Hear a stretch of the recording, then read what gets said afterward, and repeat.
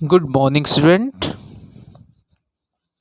आज हम लोग काव्यखंड के अध्याय 10 जिसका शीर्षक है निम्मों की मौत पर के शेष कविता का अध्ययन करेंगे। आदर्श वाचन के माध्यम से कविता का अध्ययन करेंगे। उसके बाद उस कविता का अर्थ आपको समझाया जाएगा। हमें मालूम था लानतों गाली लात घूसों के बाद लेटी हुई ठंडे फर्श पर गए रात जब उसकी आंखें मूंदती थी एक कंपन पूरी धरती पर पसर जाता था।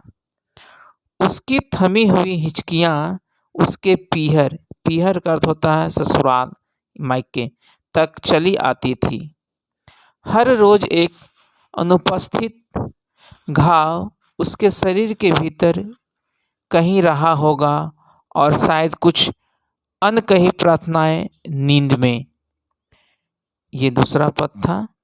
तीसरा पद है, यह शरीर जो 30 बरस से इस दुनिया में था और 30 बरस उसे रहना था यहाँ, पर एक दिन रेत की दीवार की तरह गिरी वह सहसा उसके चले जाने में कोई रहस्य नहीं था। तो आइए हम लोग सर्वप्रथम दूसरे पद की व्याख्या को समझते हैं।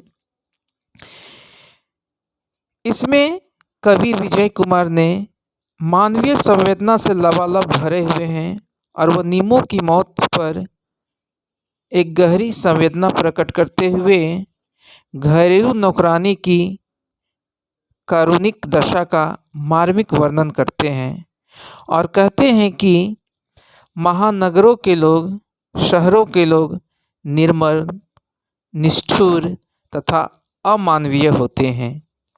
वे घरेलू नौकरों के साथ क्रूरतापूर्वक व्यवहार करते हैं। कवि निम्मों की दारुण दशा का वर्णन करते हुए कहता है कि गृह स्वामी यानी घर का मालिक उसके साथ क्रूरतापूर्ण व्यवहार करते थे। उसे नित्य डांटते एवं गाली देने के साथ साथ लात तथा घूंसों से प्रहार भी करते थे। यानी कहने का अर्थ है कि निम्मों को अपने मालिक की डांट फटकार के साथ साथ कभी उनके लात घूंसों का भी सामना करना पड़ता था। लाचार एवं विवश निम्मों जब विकल हो उठती थी, सहम उठती थी, डर उठती थी, तो उसकी इस विकलता से धरती भी क्या होती थी, कांप उठती थी। वह अपने भाग्य पर रोने लगती थी और यह रोने की आवाज़ उसके मायके तक चली जाती थी। अर्थात कहने का मतलब है कि अपने मायके की गरीबताई पर तरस जाती थी और निर्धरता के कारण यानी अपनी गरीबताई के कारण ही उसे इस नरकीय त्रासदीपूर्ण जीवन जीने के लिए वह मजबूर थी। इसलिए वह हमेशा अकेले रोती थी, विलाप करती थी और अपने घर के परिवारों को याद करती थी। इसी डर असहमे के कारण कभी कभी वह नींद में बड़बड़ाती थी कि हे ईश्वर, मुझे अब नहीं जीना है, मुझे अब इस दुनिया से ले चल, मुझे मृत्यु प्राप्ति हो। और यही प्रार्थनाएं वह रात में सोते समय नींद में बड़बड़ाती थी। इसलिए अंतिम पंक्ति में कहा गया है, कहीं रहा होगा और शायद कुछ अनकही प्रार्थनाएं नींद में। यानी वह इस प्रार्थना को ईश्वर से इच्छा मृत्यु की प्राप्ति के लिए निरंतर प्रार्थना करती रहती थी। तीसरा पद है का अर्थ में बताया जा रहा है कि एक शरीर अर्थात निम्मों 30 वर्षों तक इसलिए जीवित रही क्योंकि उसे इतने दिनों तक जीवित रहना था।